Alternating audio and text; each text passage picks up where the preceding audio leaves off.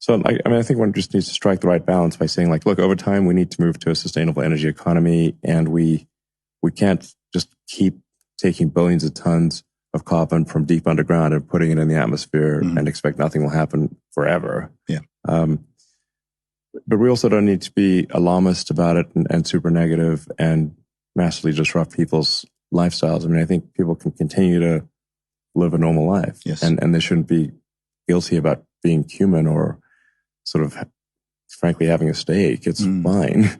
Yeah. It all, something that strikes me with that agenda as well and people who push it is it also seems like Western countries climbing the ladder and then pulling the ladder up after them, right? So when you have large developing nations, somewhere like India, lots of parts of Africa and so on, and it's like, okay, the Western nations have gone through this whole process to even get to a stage where you can afford to care about such things.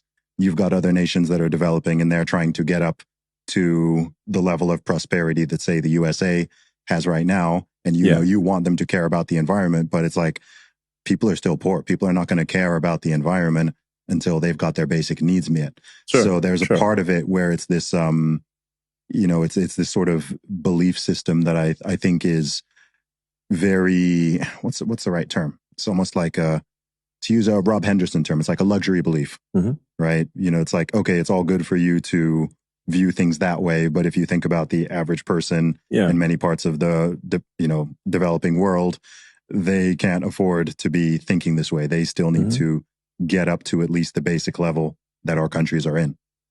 Yeah, I mean, I agree with that. I mean, I agree with what you just said, but I also think that the cost of sustainable energy has been dropping tremendously, and you're seeing a lot more wind and solar, and you know, pair that with the battery, and you've got you know, continuous power from wind and solar. That's actually very competitive, like so cost competitive. Actually, one of the nice things about, say, solar battery is you don't need to run high power lines all over the place. You can have some, you know, localized solar battery situation on your house or factory building, or you can kind of decentralize the power generation. And I think that's actually better for people to have decentralized power generation, and you know, also decentralized communications. Like a lot of places, they skipped all the sort of phone landline stuff and went to cell phones. Yes. In fact, a lot of places in the world have way better cell connectivity than, you know, Silicon Valley, which is bizarre. Yeah.